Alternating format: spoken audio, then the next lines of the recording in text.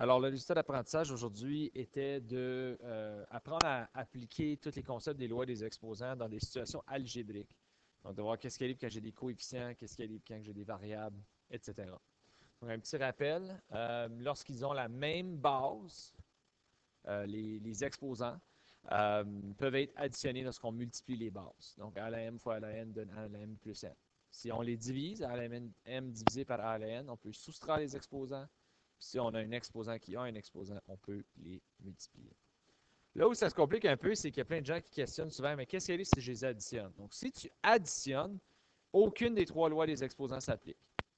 C'est d'ailleurs tout simplement un regroupement de termes communs qu'on a vu déjà dans la leçon de regroupement de termes communs. Alors, 4 au carré plus 4 au carré, ben, tu comptes combien que tu en as? J'ai 2 4 au carré, et c'est tout. Pareil comme b au carré plus b au carré, ben, j'ai 2b au carré. Cette logique-là s'applique un peu à tous les niveaux. Donc, ça fonctionne aussi avec les soustractions. Donc, si j'ai 4 au carré, 4 fois 4 au carré moins 3 fois 4 au carré. Donc, en tout, j'ai tout simplement 1 4 au carré. La parenthèse n'est vraiment pas nécessaire ici.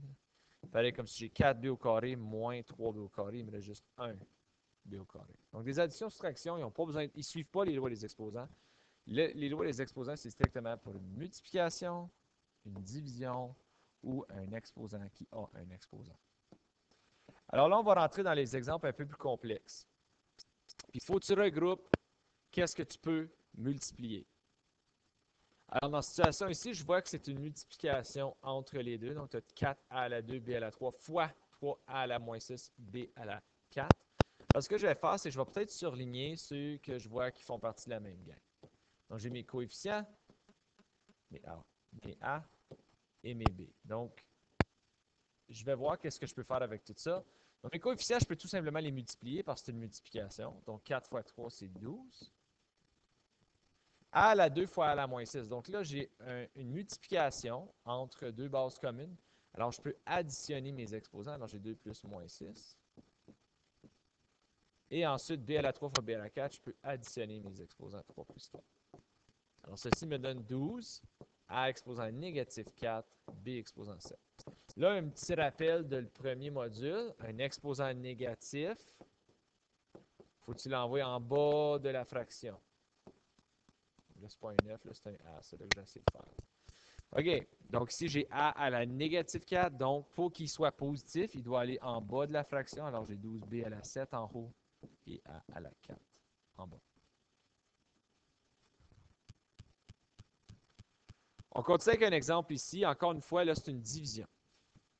Donc, ce n'est pas une mauvaise idée de surligner qu'est-ce qui est commun. Donc, ces deux-là, ces deux-là, ces deux-là. OK.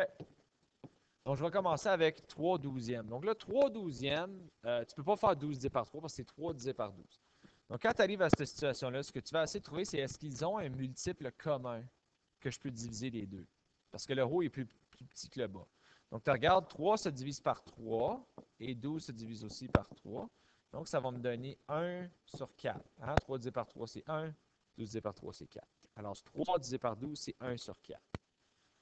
Ensuite, je mets un petit point pour dire que je continue ma multiplication. Je regarde mes m. C'est une division, donc je peux forcément euh, soustraire mes exposants.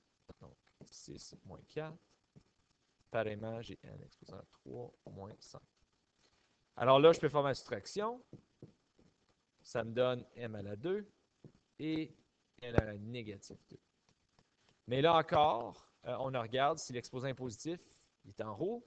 Si l'exposant est négatif, il faut qu'il est en bas pour devenir positif. Donc, dans ce cas ici, le m est positif, donc le m va aller en haut de la fraction. Le n est négatif, il va aller en bas de la fraction. Donc, ça me donne m à la 2 en haut et 4 n à la 2 en bas. Le 1 n'est pas nécessaire parce qu'il est sous-entendu quand on a tout simplement m. Si on regarde ici, au prochain exemple, on a une puissance d'une puissance. Alors là, quand tu as une puissance d'une puissance et que tu as un coefficient, donc il ne faut pas t'oublier, la puissance affecte tout ce qui est dans la parenthèse. Pas juste le x. Ça affecte tout, tout, tout. Donc, je regarde ici, ça veut dire que j'ai 3 exposant 3 et x exposant 2 exposant 3. Donc, l'exposant 3 affecte tout ce qu'il y a dans la parenthèse. Le 3 exposant 3, c'est 27. Mais là, je regarde x exposant 2 exposant 3. Un exposant qui a un exposant, il faut que tu multiplies tes exposants. Donc, ça va me donner 27x à la 6 comme réponse finale. Je vais faire quelques autres exercices juste pour confirmer. Donc, je vais faire les trois derniers ici. Alors, je regarde le premier ici. J'ai 3 à la 2 fois 4 à la 2 sur 3 à la 3 fois 4 à la 4. Une des choses qu'il ne faut pas oublier, si on n'a pas une base commune, tu ne peux rien faire. Donc, je ne peux pas faire 3 à la 2 fois 4 à la 2 avec les lois des exposants. Je veux dire, je pourrais utiliser ma carte, mais c'est ça qu'on essaie d'éviter. Donc, je dois seulement trouver où sont les bases communes. Donc, je regarde ici. J'ai mes 3 et j'ai mes 4. L'opération est une division. Donc, il va falloir que je soustrais. J'ai 3 à la 2 moins 3. 4 à la 2 moins 4. Je soustrais mes exposants, donc ça me donne 3 à la moins 1 multiplié par 4 à la moins 2. Alors, les deux sont négatifs. Donc, les deux doivent aller en bas. Ça veut dire que j'ai 3 à la 1 multiplié par 4 à la 2. Et en haut, il reste encore quelque chose. Il reste tout simplement un facteur de 1. Donc, la réponse, c'est 1 sur 3 fois 4 à la 2. On va continuer avec G. Donc, G ici encore, tu devrais prendre le temps d'identifier qu'est-ce qu'il y a en commun. Donc, j'ai mes coefficients. J'ai des A et j'ai des B. Je vais commencer avec le haut. J'ai une multiplication en haut. Donc, je peux multiplier les coefficients. 6 fois 2, c'est 12. Et ensuite, A à la 4 et B à la 3, ce n'est pas la même base. Donc, je dois les garder pareils. Et en bas, j'ai 4 A à la 3, B à la 3.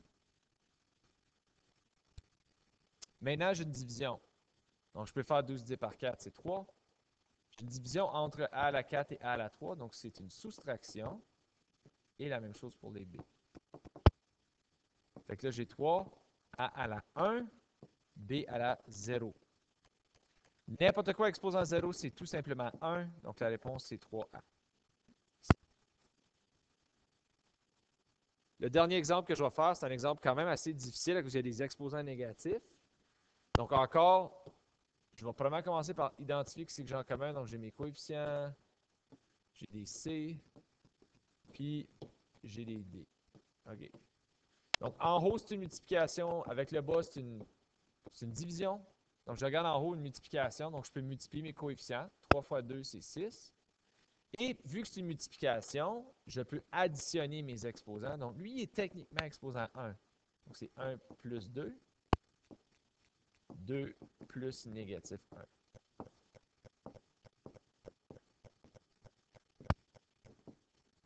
1. OK.